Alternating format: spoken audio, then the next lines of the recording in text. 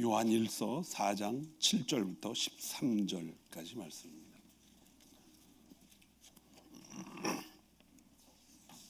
같이 읽습니다. 시작. 사랑하는 자들아, 우리가 서로 사랑하자. 사랑은 하나님께 속한 것이니 사랑하는 자마다 하나님으로부터 나서 하나님을 알고, 사랑하지 아니하는 자는 하나님을 알지 못하나니 이는 하나님은 사랑이심이라. 하나님의 사랑이 우리에게 이렇게 나타난 바 되었으니 자기의 독생자를 세상에 보내심은 그로 말미암아 우리를 살리려 하심이라. 사랑은 여기 있으니 우리가 하나님을 사랑한 것이 아니요 하나님이 우리를 사랑하사 우리 죄를 속하기 위하여 화목제물로 그 아들을 보내셨습니다. 사랑하는 자들아, 하나님이 이같이 우리를 사랑하셨은즉 우리도 서로 사랑하는 것이 마땅하도다. 어느 때나 하나님을 본 사람이 없으되 만일 우리가 서로 사랑하면 하나님이 우리 안에 거하시고 그의 사랑이 우리 안에 온전히 이루어지느니라. 그의 성령을 우리에게 주심으로 우리가 그 안에 거하고 그가 우리 안에 거하는 줄을 아십니다. 아멘. 할렐루야. 옆 사람 인사하지 마세요. 주님의 이름으로 축복합니다.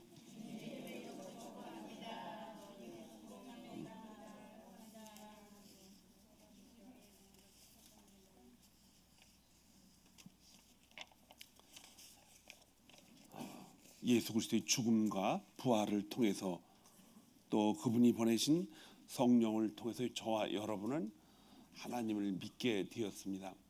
그리고 우리는 시간이 있을 때마다 함께 모여서 그분께 감사를 드리고 그분 앞에 찬양을 올려드리고 또 형제들끼리 서로 사랑하며 그리스도께서 우리에게 주신 그 사랑을 나누고 깨닫게 하고 또 그렇게 여기까지 살아오고 있습니다. 그렇게 하면서 우리는 하나님의 말씀 가운데 우리에게 주신 귀한 말씀들, 주옥 같은 말씀들을 우리 안에서 하고 싶은 그대로 그 삶을 한번 살아보려고 하는 욕망이 자꾸 나오죠.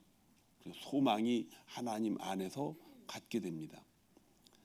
근데 오늘 사랑하는 자들아, 우리가 서로 사랑하자. 사랑은 하나님께 속한 것이니 사랑하는 자마다 하나님으로부터 나서 하나님을 알고, 사랑하지 아니하는 자는 하나님을 알지 못하나니 이는 하나님은 사랑이십니다.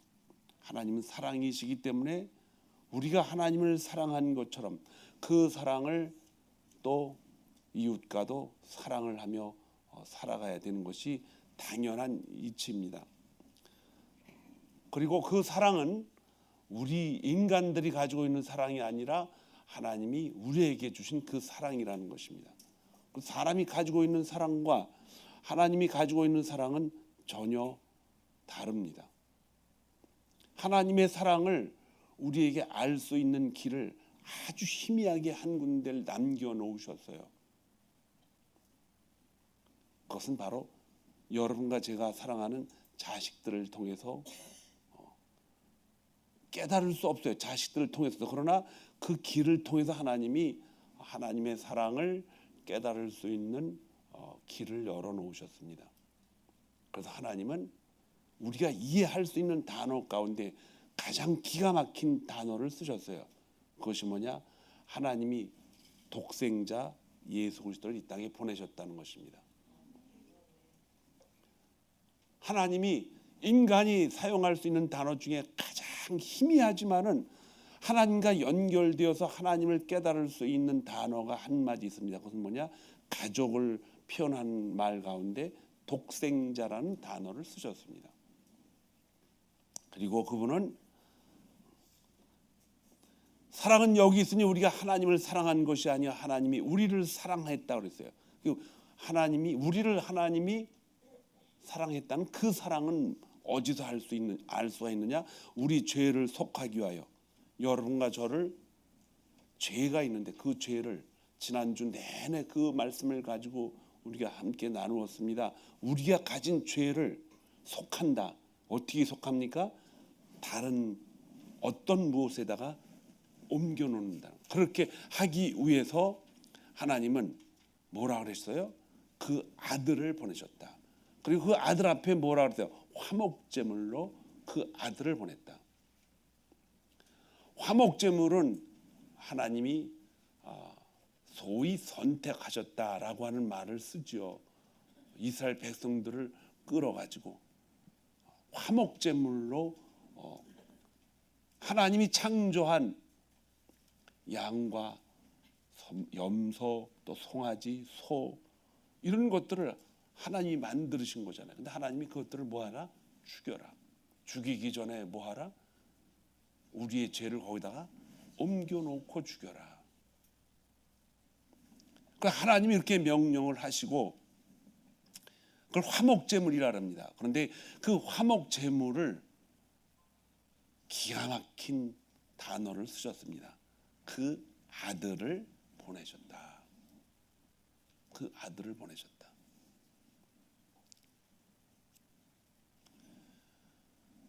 이 말씀에 대해서 여러분들이 마음에 어떤 동요가 일어나야 됩니다. 그 동요는 사람이 가지고 있는 그런 동요가 아니라 이 아들이라는 단어 때문에 우리 마음속에 움직임이 있다는 것입니다. 하나님은 이스라엘 백성들을 하나님이 고의로 계획적으로 요셉을 먼저 보내고 70명이라는 가족들 씨족 사회를 만들어서 그들에게 보낸 다음에 400년 동안 처음엔 잘 살았죠. 그러나 그 1대가 죽으면서 2대, 3대가 넘어가면서 애굽의 정권도 바뀌게 됩니다. 그리고 그들은 종이 되어서 그렇게 살아가고 그 종이라는 그 신분이 얼마나 힘든 것인지를 그들에게 알게 합니다. 그리고 하나님은 한 사람 모세를 통해서 그들을 다시 가나안 땅으로 끌려갑니다. 자기들 스스로 간 게 아니라 끌려간 거예요. 왜 끌려가느냐? 종살이를 시킨 하나님이 이제는 우리를 해방시켜 주신다 그러니까 데리고 간 것이지만은 다 가고 싶은 욕심이 의욕이 생기겠죠. 사막에 들어가서 먹을 것 입을 것 하나도 없는 곳에 가서 하나님이 번제물을 드리라고 자세하게 말씀을 지어가지고 만들어셔가지고 모세에게 전합니다. 그리고 성막을 짓고 그 일을 하라고 합니다. 생전 듣도 보지도 이해도 못한 성막을 사막에서 지으라고 합니다. 그 지은 거예요. 그 성막은 자기들이 살던 초가집 그런 집보다 더 아주 연약한 집입니다. 언제든지 둘둘둘 말아서 떠날 수 있는 간단한 집인데도 정성을 들여서 짓게 합니다. 왜냐? 그 안에서 하나님이 무슨 일을 좀 하시려고 그러는 거예요. 사막에서 정말 하나님과 이스라엘 백성들과의 필요한 것이 무엇인가? 그건 하나님이 하나님 되심을 나타내시고 그렇게 하시기 위해서 이스라엘 백성들을 안전하게 하나님의 계획대로 끌고 가는 것인데 그게 아니었고 하나님이 이스라엘에게 하고 싶은 일이 있으셨어요. 성막을 짓고 성막에서 하나님이 처음으로 번제를 드리게 하고 화목제를 드리게 하고 제사를 만들어서 누구와 만납니까? 이스라엘 백성들과 만나는 것입니다.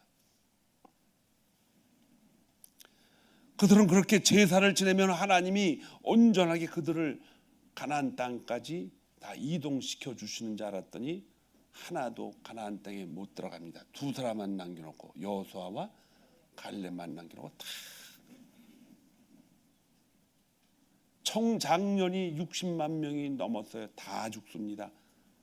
그러면 청장년만 죽었느냐? 여자들 60이 넘은 할아버지들 다 죽습니다. 한 사람도 남기지 않고. 그렇게 하시면서 하나님 그 장막 안에서 처음으로 하나님과 인간의 대화가 시작이 되는 것입니다.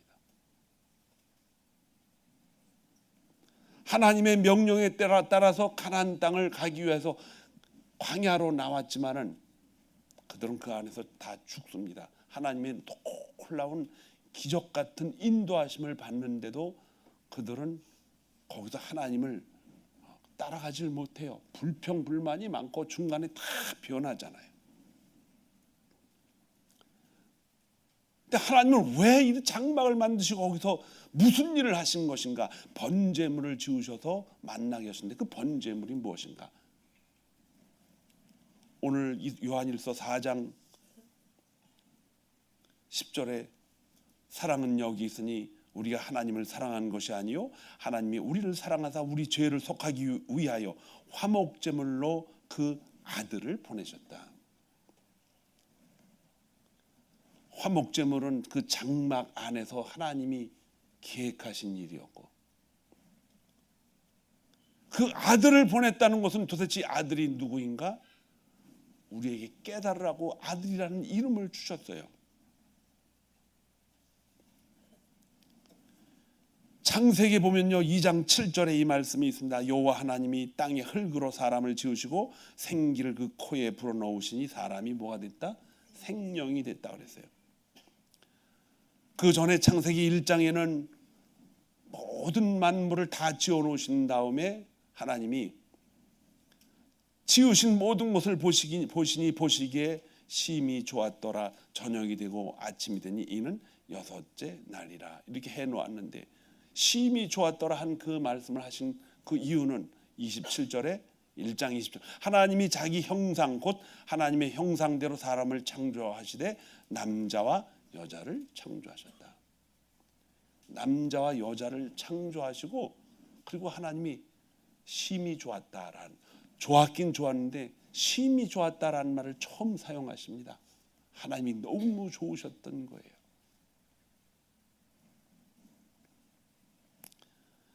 너무 좋으신 이유가 2장 7절에 이유가 있습니다. 여호와 하나님이 땅에 흙으로 사람을 지으시고 그냥 흙으로 지어놓은 거예요. 그리고 소와 양처럼 그렇게 움직이며 활동할 수 있게 그렇게 지어놓으신 거예요. 거기에도 생명이 있습니다. 왜? 소와 양도 생명이 있기 때문에 육신의 생명이죠. 그런데 하나님은 앞서 기록하신 것처럼 자기 형상 곧 하나님의 형상대로 사람을 창조하시되 남자와 여자를 창조하셨다. 26절에는 하나님이 이러시되 우리의 형상을 따라 우리의 모양대로 우리가 사람을 만들고 그들로 살아 바다의 물고기와 하늘의 새와 가축과 온 땅과 땅에 기어다니는 모든 것을 뭐하자? 다스리게 하자. 누구에게? 사람에게. 그 사람을 지는데 하나님이 이르시되 우리의 형상을 따라. 하나님은 한 분이신데 우리라는 말을 썼어요. 거기에서 우리는 넌지시 알 수 있는 것은 하나님이 가족이 있는 거 아닌가? 추측을 할 뿐입니다.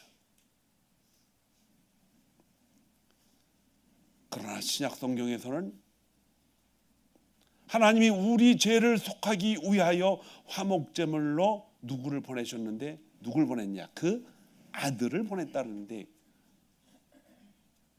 아들이 하나님이라는 것입니다.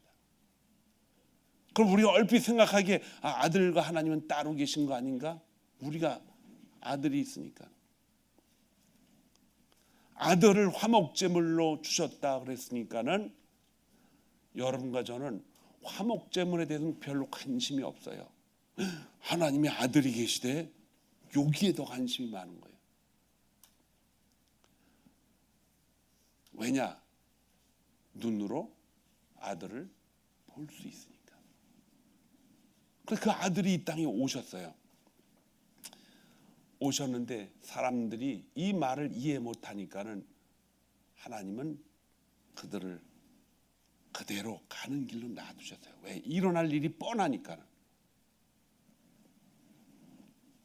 나를 본 자는 내 아버지를 본 자다라고 말씀하시니까 극노합니다. 화가 머리끝까지 나오는 거예요. 머리끝까지 나오는 것이 당연하죠. 하나님 한 분밖에 없는데 자기들이 알고 있는 것은 오직 하나님 한 분이시고 그분이 모든 권한을 다 갖고 있는데 아들이고 자기가 하나님이라고 그러니까는 난리가 난 거죠. 그래서 그 아들을 십자가에 못 박혀 죽이십니다. 그날이 1년에 한 번 제사를 드리는 유월절입니다. 유월절날.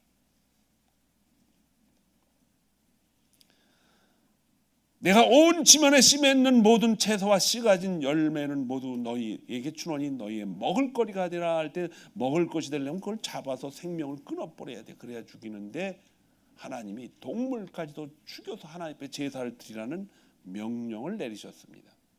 하나님이 만든 동물입니다.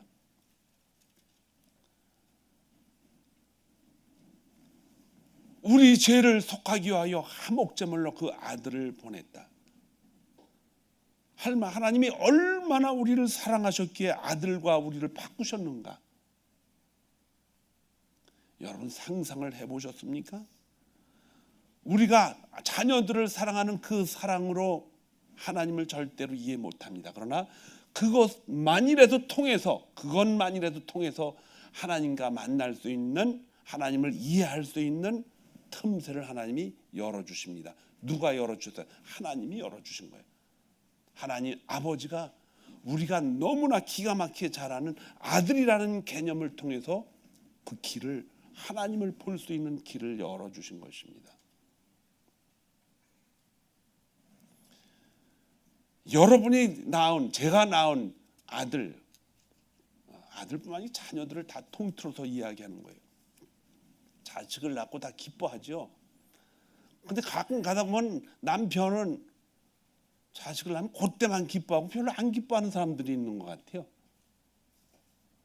근데 아들을 낳거나 딸을 낳거나 자식이 낳으면 여자들은 그 아픔을 다 잊어버리고 그 자녀들을 가슴에 품고 눈물을 흘리죠.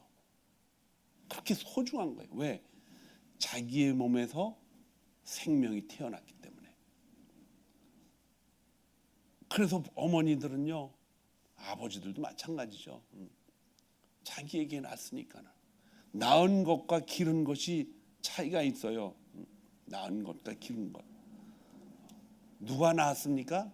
아버지가 낳았습니다. 그리고 어머니는 뱃속에서 기르는 것이에요. 그래서 기른 정이 더 큰가 봐요. 이 어머니들이 자식 키우는 정은 이루 설명할 수가 없습니다. 그 자식을 사랑하는 그 마음으로 하나님을 보라 그랬는데 사실 그것도 쉽지가 않아요. 왜냐? 그것도 육신적인 사랑이기 때문에 그렇습니다. 그 육신적인 사랑이 뭐냐? 이미 다 하나님이 만들어 놓은 것을 저와 여러분은 그 삶으로 살아가면서 자식들을 낳는 거예요. 여러분이 창조한 게 아니라, 저와 여러분이 자식을 낳았다 그래서 새로운 것을 창조한 게 아니라 하나님이 이미 다 영어로 얘기하면 셋업 해놓은 거예요. 그리고 하나님이 그 규범대로 우리가 살아가다가 자식을 낳으니까 그것조차도 우리는 소중하게 생각하고 하는데, 그 자식을 낳은 그 길을 통해서 하나님은 하나님의 아들이라는 명칭을 우리에게 깨닫게 하시는 것입니다. 그 하나님의 아들을, 독생자를 우리하고 바꿔치기 했다. 우리가 가진 죄를 다 그분에게 뒤집어 씌웠다. 왜 그렇게 했을까? 창세기 1장에 보면 그 말씀이 있죠. 하나님이 자기 형상 곧 하나님의 형상대로 사람을 창조하시되 남자와 여자를 창조하시고, 누구 형상대로? 하나님의 형상대로 만드셨다는 거예요. 그 형상 가운데는 우리가 늦게 깨달은 하나님 아버지와 예수 그리스도 하나님과 성령 하나님의 형상이 거기 다 들어있다는 것입니다. 삼위일체 하나님이 창조하시고 규범대로 만든 것이 아니라 사람을 흙으로 빚으셔서 그 코에다가 뭘 집어넣었어요? 하나님의 형상인 생기를 넣었기 때문에 규범대로 만드신 것이 아니라 하나님이 그렇게 해서 만드시고 6일 동안 다 창조하시고 하나님의 마음이 어땠겠어요? 심히 기뻤더라. 그 심히 기뻤다는 것을 인간이 알 수가 없습니다. 얼마나 기뻤길래 심히 기뻤다랬나. 정부에서 무슨 어려운 일이 생길 때, 좋은 일이 생길 때 표현을 하죠. 표현 방법이 그게 최고의 방법이에요. 기하의 일에 심심한 아픔을 드러냅니다. 이 사람이 어렸을 때 제가 몰랐잖아요. 심심해서 무슨 아픔을 드러내? 그 마음 깊은 곳에서 아픔을 드러낸다는 뜻이죠. 심히 하나님의 마음의 기쁜 곳을, 기쁜 그 마음을 표현할 방법이 없어서 인간의 언어로 심히 기뻐하였다. 심히 기뻐하였다. 얼마나 기뻤으면 이런 말을 했어요. 심히라는 말을 가지고 표현할 수가 없어요, 사실은. 그런데 하나님이 그 만들어 놓은 아담과 하와를 보고 마음에 너무 기쁘신 거예요. 그런데 그 하나님이 누구냐? 성령 하나님, 성부 하나님, 성자 하나님이 다 그 안에 들어 계신 거예요. 그 삼위의 하나님을 우리가 알 수가 없죠. 그래서 아들이라는 표현을 우리에게 통해서 주셨는데 그 이유가 뭔가? 사람이 가장 기뻐하는 일이 자식을 낳는 일이기 때문에 그걸 통해서 하나님과의 관계를 깨닫게 하려고 그렇게 하는 겁니다. 성경에 하나님은 선하신 분이고 하나님은 사랑이시기 때문에 당연히 그렇게 한다고 했지만 하나님은요, 사실은 선하시고 또 사랑이시기 이전에 그분은 창조주입니다. 그분은 전지전능하시고 모든 것을 그분 자신이 하고 싶은 대로 하시는 그런 통치자입니다. 그런데 그분이 독생자를 우리에게 보낸 그 부분을 통해서 하나님은 선하시고 사랑이시라는 말을 사용을 하십니다. 왜? 여러분과 저를 하나님, 삼위일체 하나님이 그분의 형상대로 우리를 만드셨기 때문입니다. 그분을 우리를 지으신 그분이 우리를 자신의 형상대로 우리를 지으셨기 때문에 우리를 보고 심히 기뻐하셨다는 거예요. 왜? 자기 자신을 보는 것 같으니까. 그리고 심지어는 아담을 데리고 창조되어 있는 곳을 다니시면서 하나님이 아담이 그 이름을 어떻게 짓나 그걸 보고 그대로 짓게 만드셨어요. 아담이 하고 싶은 대로 놔두는 거예요. 하나님이 얼마나 기뻐하신 거예요. 그게. 자기가 지은 하나님의 형상을 따라 지은 사람이 가서 동물을 보고 다스리고 창조하면서 그렇게 하라 그랬더니 가서 이름도 짓는 것을 보고 그 조그만 거 하나조차도 하나님이 마음의 기쁨을 누리셨다는 것입니다. 여러분이 낳은 자녀들이 기다가 일어나면 그렇게 기뻐요. 그런데 마음의 기쁨이 막 나타나. 우리 아이가 걸었네. 한 발자국을 뛰었네. 엄마 아빠를 소리내면은 얼마나 기쁩니까? 그 자그마한 그 틈새를 통해서 하나님은 하나님의 아들이라는 그 단어를 사용해서 우리 안에 찾아오셨습니다. 그 길이 아니면 전혀 알 수가 없기 때문에 해망문에서 그렇게 하나님이 준비하신 화목제의 제물로 그 아들이라는 이름을 가지고 우리에게 찾아오신 것입니다. 사막에서 필요도 없는 해막을 지으시고 하나님이 그 안에서 도대체 무슨 일을 하시고 계시는가? 하나님의 형상대로 지으신 그 아들을 빼앗겨서 세 분이 합세해가지고 말씀이 육신되어 오신 하나님의 아들을 우리에게 주셔서 장차 그 일을 이루기 위해서 하나님이 이런 말을 쓰면 안 되죠. 자기 자신을 주신 것입니다. 하나님이 자기 자신을 우리에게 주셨다라는 것은 겉모습대로 지은 것이 아니라, 겉모습대로 세상을 보고 있는 것이 아니라, 이 세상에서 가장 아름답고 가장 중요하고 가장 능력 있는 삶을 살아낼 수 있도록 사람을 자기 형상대로 지었는데, 그 사람이 하나님과 갈라졌기 때문에 다시 끌어들이는 방법은 그들의 죄를 없애는 것입니다. 죄의 삭은 뭐라 그랬어요? 사망입니다. 그래서 그 사망에서 우리를 건져내시려고 저와 여러분을 아들이라는 표현을 통해서, 자식이라는 표현을 통해서 하나밖에 없는 그 인간의 지식 가운데 가장 소중한 그 아들이라는 개념을 통해서 우리를 이해시키려고 이 땅에 오신 것입니다. 이 말씀을 읽으면서 우리를 이해시키기 위한 하나님의 그 놀라운 은혜가 얼마나 큰지, 여러분, 하나님이 왜 나를 이렇게 사랑하셨는지, 왜 여러분을 그렇게 사랑하셨는지 이해할 수 있기를 소망합니다. 하나님의 사랑이 우리에게 이렇게 나타난 바 되었으니 하나님이 자기의 독생자를 세상에 보내심은 그로 말미암아 우리를 살리려 하심이라. 여러분과 저를 살리려고 하셨다라는 것입니다. 우리가 하나님을 사랑한 것이 아니요 하나님이 우리를 사랑하사 우리 죄를 속하기 위하여 화목제물로 그 아들을 보내셨다. 로마서 5장 8절에는 우리가 아직 죄인 되었을 때 그리스도께서 우리를 위하여 죽으심으로 하나님께서 우리에 대한 자기의 사랑을 확증했다. 그리스도께서 우리를 위하여 죽으셔서 여러분과 저에 대한 사랑을 확실하게 뭐했다? 증거했다, 이런 뜻입니다.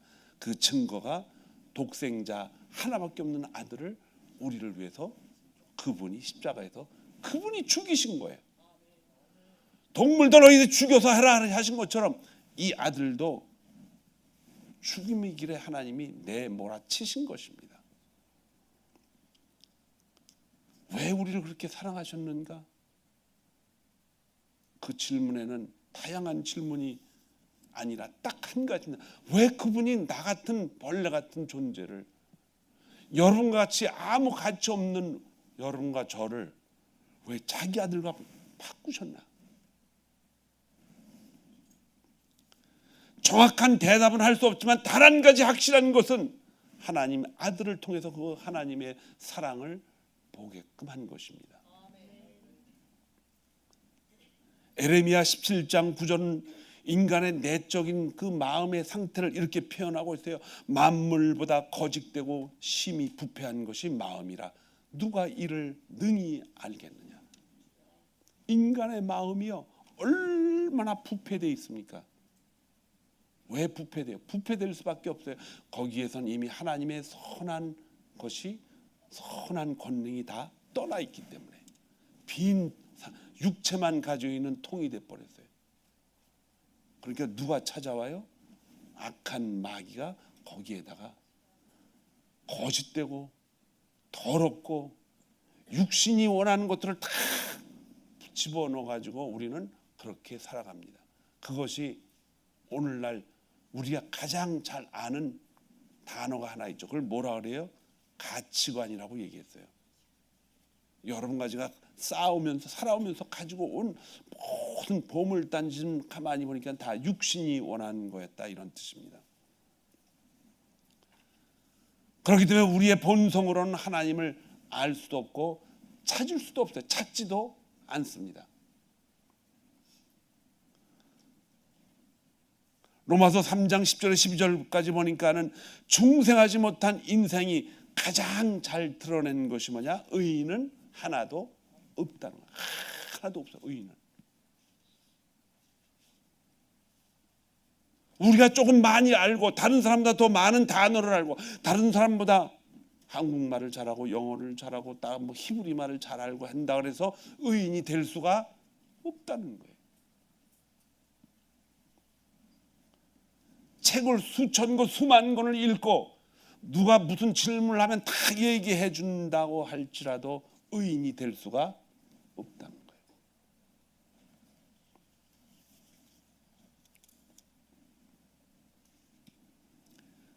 에베소 2장 11절에는 이렇게 써 있습니다. 그러므로 생각하라. 너희는 그때 육체로는 이방인이요 손으로는 육체에 행한 할례를 받은 무리라. 칭하는 자들로부터 할례를 받지 못한 이방인이다. 이게 이방인이 무슨 뜻이냐?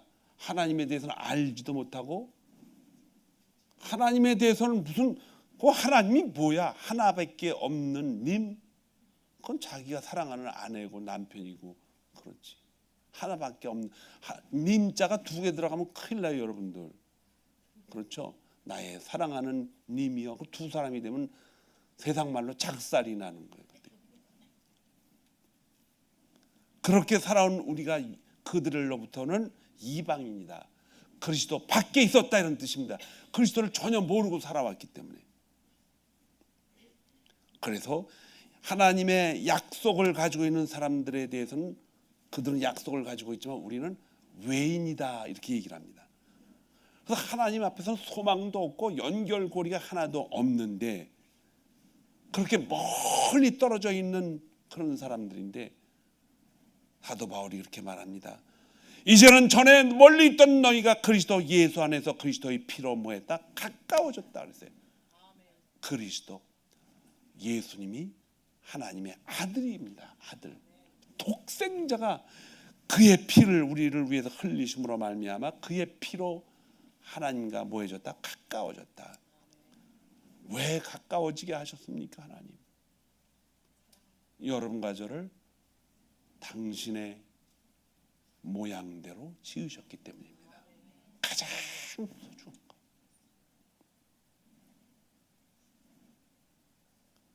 우리를 너무 사랑하시고 인간을 지으신 다음에 심히 좋았더라 하고 흐뭇해하고 기뻐하신 이유가 자신의 형상대로 우리를 만드신 거예요. 그래서 여러분을 저와 여러분을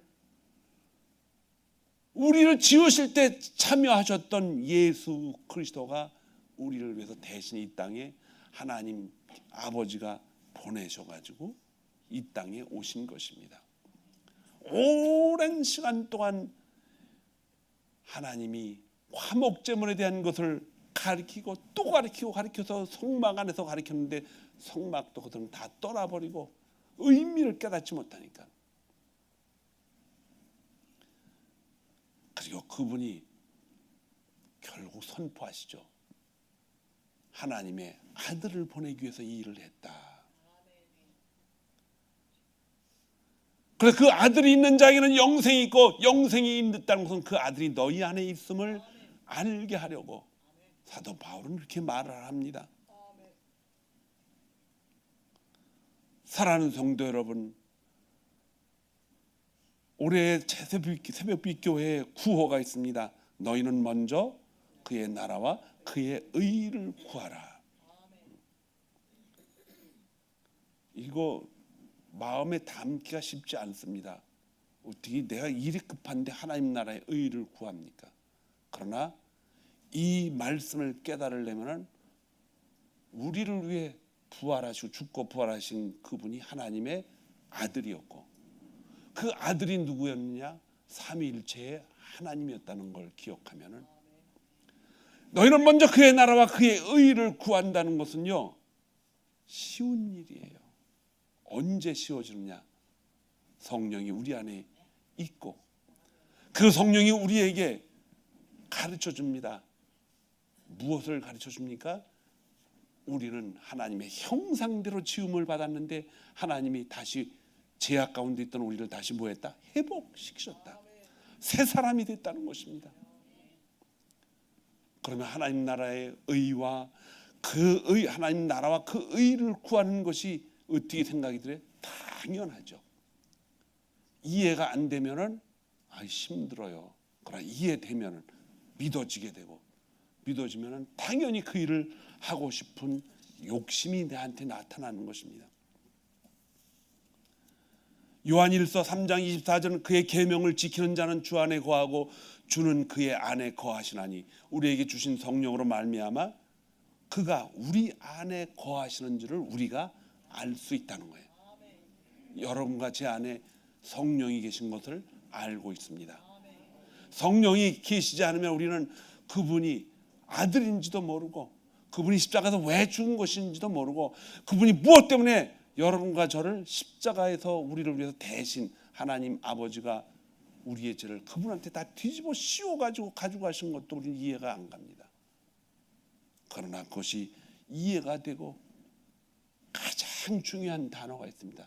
믿음이 생기는 것입니다.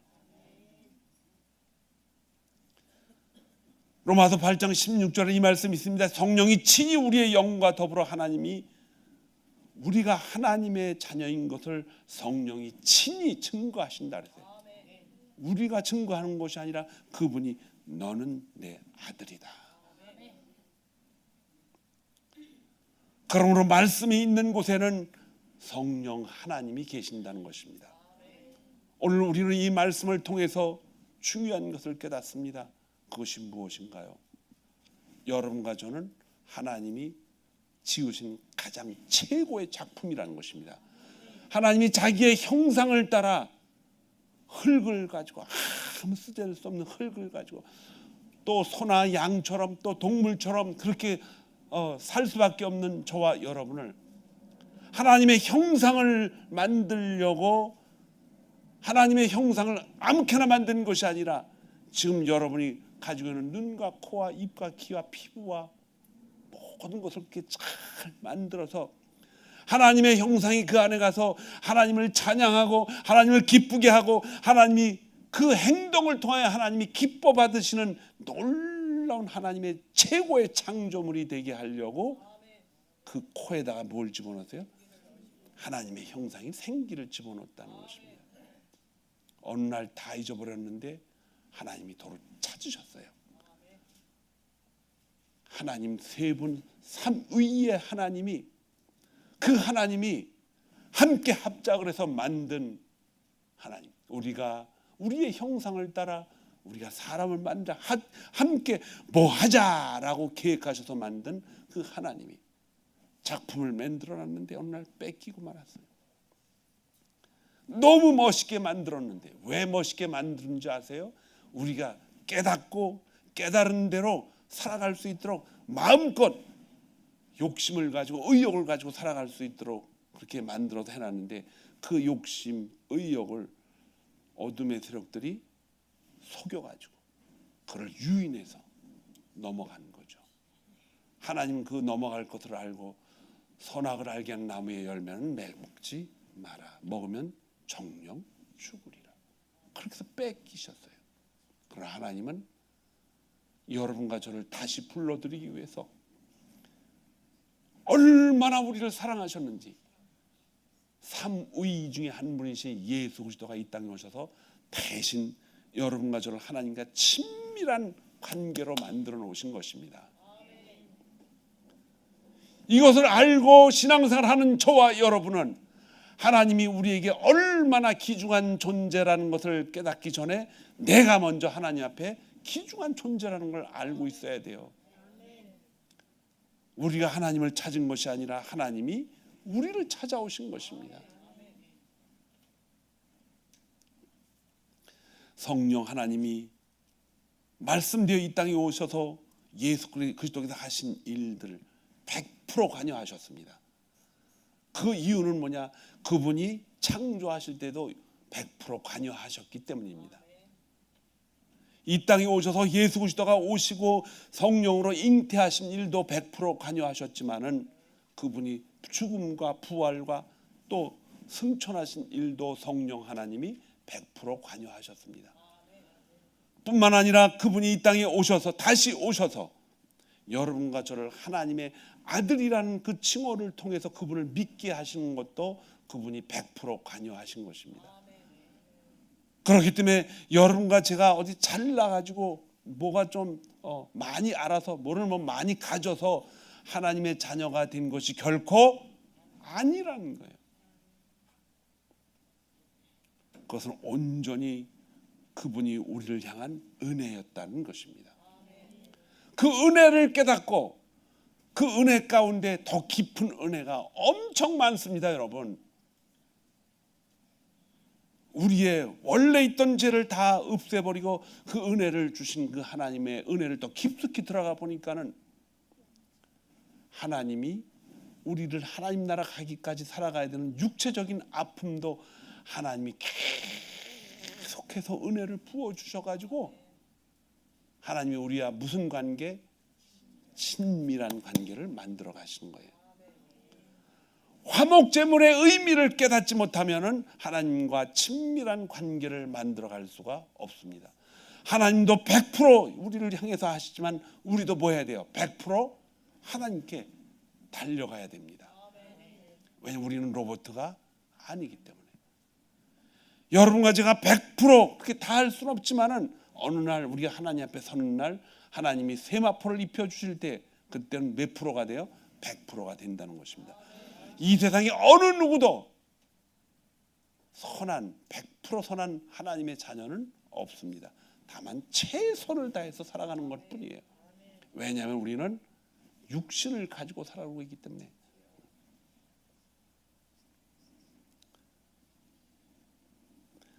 마지막으로 여러분들이 외워야 할 구절이 있습니다. 로마서 8장 9절에 이 말씀이 있습니다. 만일 너희 속에 하나님의 영이 거하시면 너희가 육신 가운데 있지 아니하고 영에 있나니 누구든지 그리스도의 영이 없으면 그리스도 사람이 아니라.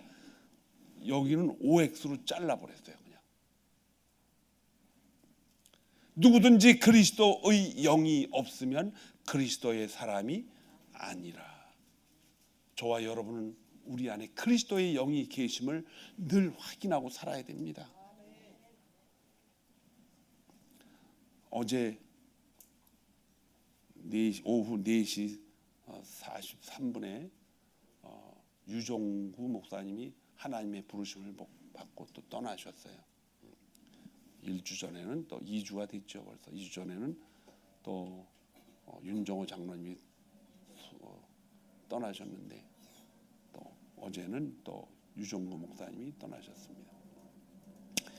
저는 미국을 목사가 되려고 온 사람이 아니에요. 한국에서 목사가 되려면 신학교 간다고 해서 침례 신학교 또 장로교 신학교 교회 다니면서 목사님이 어디 다 나오셨냐 그러면 무슨 신학교 나왔다 이런 얘기 들어서 그런 얘기, 성경을 가르치는 신학교가 있구나 이런 것만 알았어요. 근데 제가 이제 미국에 이제 공부를 하러 오겠다 그랬더니 목사님이 초청장을 보내주셔서 요 BWI 딱 서는데 모자를 딱 쓰시고 농사꾼처럼 딱 해가지고 나오셨어요. 차를 딱 끌고. 그래서 제가 뵀죠. 결혼하기 전에 결혼할 때 뵀죠. 그래서 저를 딱 타고 가시면서 제일 먼저 보여주신 것이 바로 아파트 뒤에 농사 짓는 데였어요. 그래서 저는 이 바깥에서 농사 짓는 걸 제일 싫어했어요. 왜냐하면 저희 아버지가 농사를 졌는데 농사를 지러 나가면요 온종일 시간을 거기다 다 그냥 버려야 돼요. 그러면 제가 이제 책을 못 보거든요.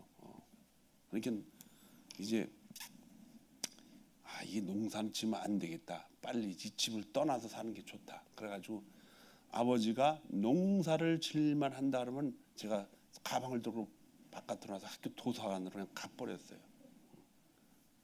근데 나중엔 무슨 뭐 심을 때 이때 와서 뭐 좀 심으라고 그러죠. 찾으려면 없어요. 제가 딴 데가 있으니까. 농사를 그만 싫었는데 유 목사님 오셔서 신방 가자 하면 제가 공부하다가도 가야 되잖아요. 그러니까 가면 꼭 저기 가서 오이를 몇 개 따오래요. 집에서 잡수시 집어 오이를 따갖고 가시나. 오이를 2개 4개 따가지고 갖다 주시고 또 다음날 물 주고 막 그러셔요. 그런데 이제 제가 목사가 되니까는 이제 그 농사를 지으면서 그분이 가졌던 기쁨을 이제 알게 되는 거예요. 그게 무슨 기쁨이냐? 전혀 우리가 예상치 못한 곳에서 열매가 나오는 기쁨을 보게 되는 거예요.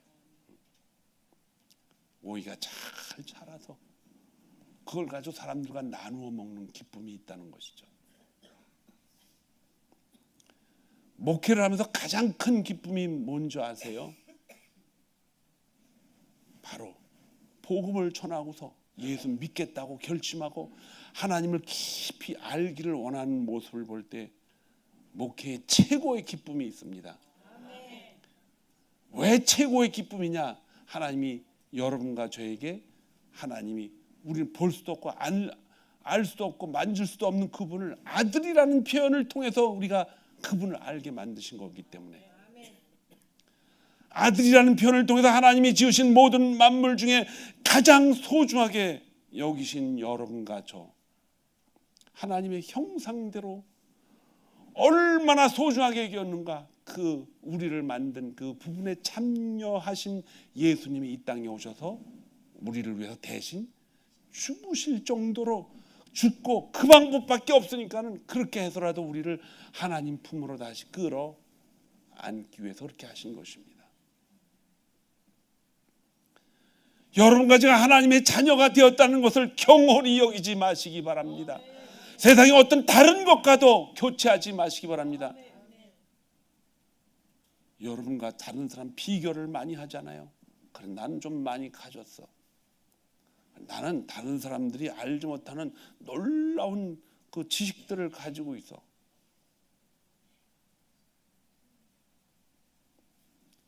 나는 인기도 많고 다른 사람이 날 보는 시야를 다른 시각으로 보게 만들 거야. 무진장 그 사람은 미련한 사람입니다. 정말 미련한 사람이에요. 제가 누군지는 얘기 안 하겠지만은 총회에 가면요, 돌아가셨어요. 그분도 남침내 교단에서 박사학위를 제일 먼저 받은 분이에요. 그런데 식사하면 줄을 서야 되잖아요. 그럼 거기서 목회자들이 교제하고 얘기하고 얼마나 화기애애한 중요한 부분입니까? 근데 이분은 항상 그 자리에 앉아서 영어책을 딱 펴고서 이렇게 봐요. 다른 사람 쳐다보지도 않아. 이분은 항상 걸어다니면서 저분은 한국인 1호 박사학위야. 사람들이 목사님 그게 뭐 하는 짓이야?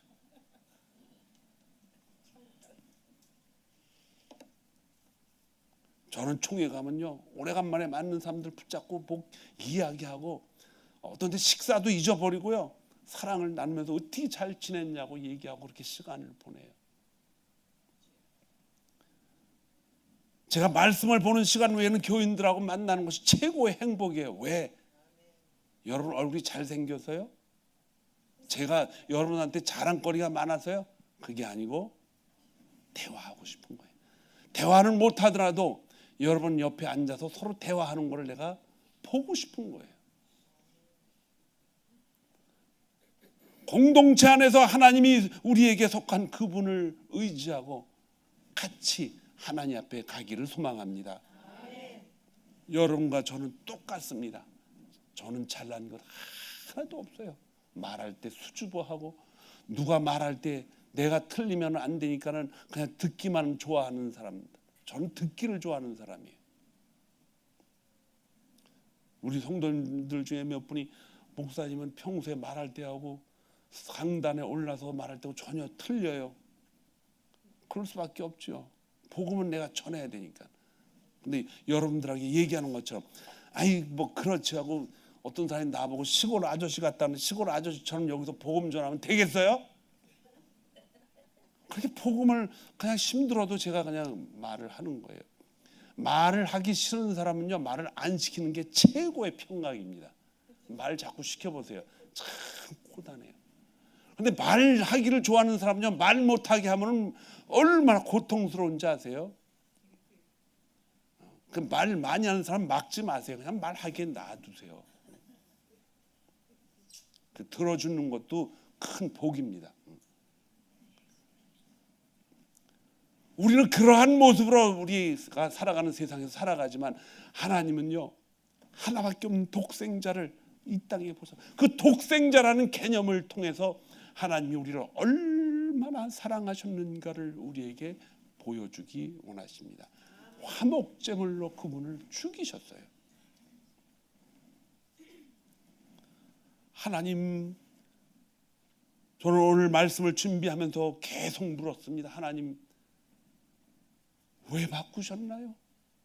뭐가 그렇게 우리한테 중요한 게 있어서 하나밖에 없는 독생자를 갈기갈기 사람이 창조주를 그렇게 무디하게 무식하게 때리고 칼로 옆구리를 찌르고 비열한 웃음을 뱉고 침을 뱉고 채찍을 때리면서 잡아당기면 핏줄이 다 벗겨지고, 왜 창조주가 그렇게 하셨나요? 그분이 당신의 아들이라고 그랬는데, 나도 아들을 키우고 자식들 키우지만 그 아들을 이렇게 내어주셨다고요? 여러분과 저는 하나님의 구원에 대한 것을 소홀히 여기고 살아왔습니다. 그래서 주님은 우리에게 말씀하십니다. 너에게 주신 구원을 떨림으로 이루라 그랬어요. 두려움으로 이루어가라. 우리가 살아가는 동안 성령이 우리 안에서 활동하시고 하나님의 영이 너희 안에 없으면은, 그리스도의 영이 없으면 그리스도의 사람이 아니라 자꾸 우리를 되새김질하면서 우리 자신을 되돌아봐야 될 줄로 믿습니다. 그러면서 우리는 너희는 먼저 그의 나라와 그의 의를 구하라고 명령하신 이 하나님의 간절한 요구사항이 이루어질 수 있도록 우리 안에서 말씀으로, 이 말씀을 순종하면서, 말씀과 성령은 갈라질 수가 없어요. 같이 행동을 하십니다. 이 일을 위해서 주님이 우리를 부르시는 그날까지 여러분과 저는 뛰어가야 됩니다. 유종구 목사님 소천하셔서 제가 다음 주일날 그곳을 가야 될지 아직은 몰라요. 그러나 그분을 만나서 제가 목사가 됐습니다. 그분을 만나서 미국의 신학교가 뭔지도 모르는데 이 교회 담임 목사님도 돌아가셔서 다 돌아가십니다. 한 분 한 분 다 죽습니다. 다 떠나요. 내가 신학교를 간다고 담임 목사님을 그때 저한테 개인적으로 성경 공부를 가르치던 분이 내가 신학교를 가야 되는데 어디를 가야 됩니까?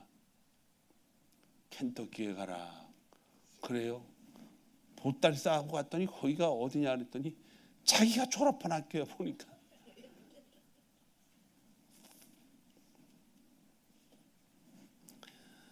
사랑하는 새벽빛 성도 여러분, 우리는 매일매일 새로운 출발을 해야 됩니다.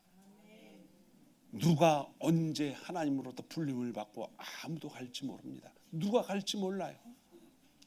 우리는 살아있는 동안 준비가 됐건 안 됐건 하나님과 친밀한 관계를 유지하는 길은 예수 그리스도 아들 되신 그분을 화목제로 우리를 사셨습니다. 여러분과 저는 우리의 것 자신의 것이 아닙니다. 우리를 살려주신 성령 하나님, 성부 하나님, 성주 하나님, 그분들이 100% 관여하셔서 코에다 생기를 넣어서 새롭게 만드신 하나님의 창조물, 너무너무 중요한 여러분과 저입니다. 살아있는 동안 그분과 친밀한 관계를 유지하면서 성령이 충만한 하나님의 백성들, 말씀이 충만한 하나님의 백성들, 그래서 하나님 나라와 그의 의를 구하는 한평생이 되기를 주님의 이름으로 축원합니다. 기도하겠습니다.